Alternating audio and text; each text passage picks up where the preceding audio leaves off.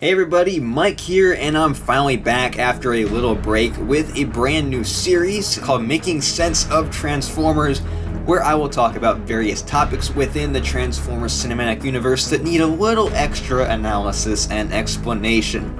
Now, one of the biggest questions that surfaced from fans who watched The Last Knight for the first time involves Sam Witwicky.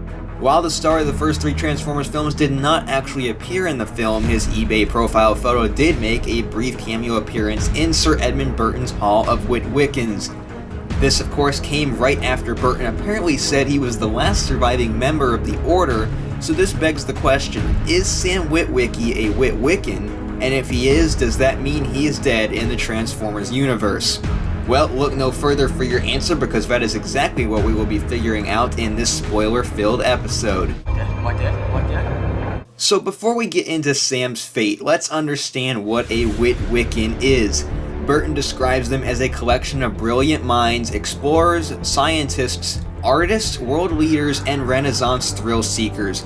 A secret society united to protect the secret history of Transformers on Earth. Now, for the purpose of this episode, we're just going to gloss over the absurdity of everyone from Harriet Tubman to Stephen Hawking being a member.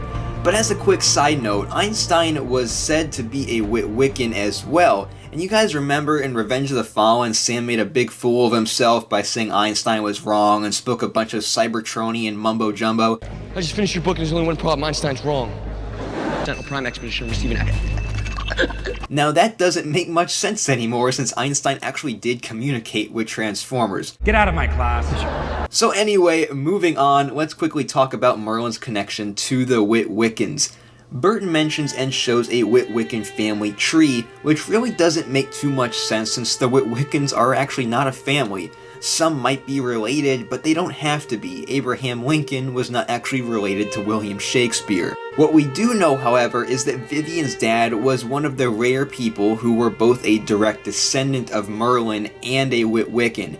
We know this because Burton outright tells us that the man was a Witwiccan and his daughter Vivian is the last surviving descendant of Merlin.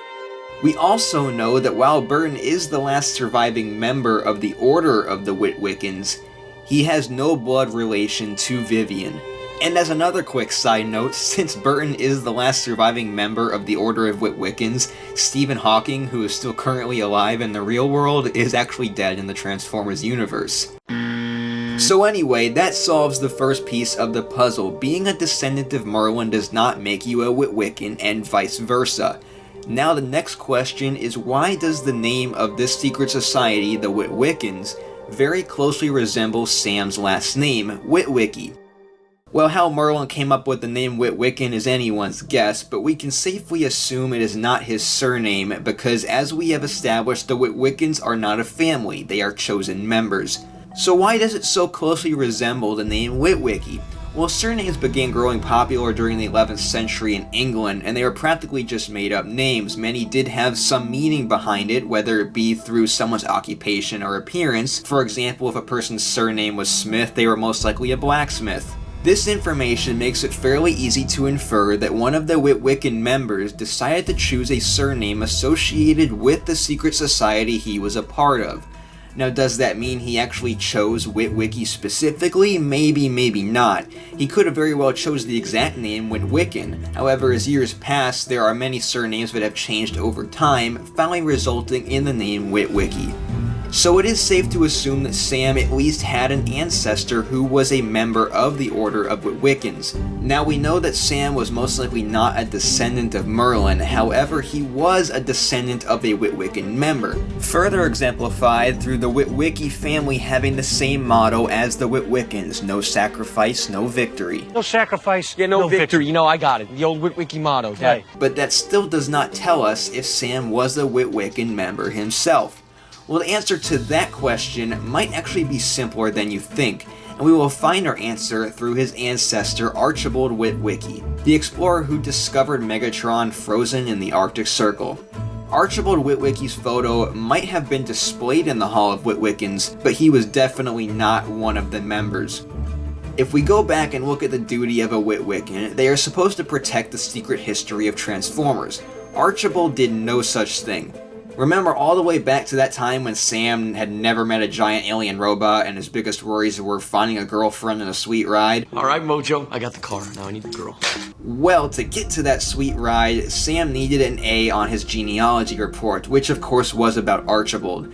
During his presentation, Sam mentioned how after returning from the Arctic Circle, Archibald went crazy and tried to spread the story of how he found a giant metal alien buried in the ice. Unfortunately, my great-great-grandfather, the genius that he was, wound up going blind and crazy in a psycho ward, drawing these strange symbols and babbling on about some giant Iceman. Doesn't sound very Witwicky, does it? As some extra proof, out of all the names listed off by Sir Edmund Burton, Archibald Witwicky was not one of them. So now that we know Archibald was not a Witwiccan, it is fairly safe to assume Sam was never one either. Let's also remember that the Transformers exposed themselves to the world during the events of Revenge of the Fallen, so there was really no need to continue the society. From what I can tell, Samuel James Witwicky, aka Ladies Man 217, is still alive during the events of Transformers The Last Night.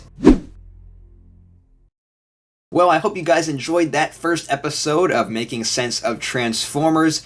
Have another topic for me to tackle, leave some suggestions down in the comment section below. Also, if you're very skilled in the department of making awesome intros, then maybe send me one of those as well, because this series could definitely need one. Also, make sure to hit that like button and subscribe for more Transformers related content. Signing out, I'm Mike. See you guys.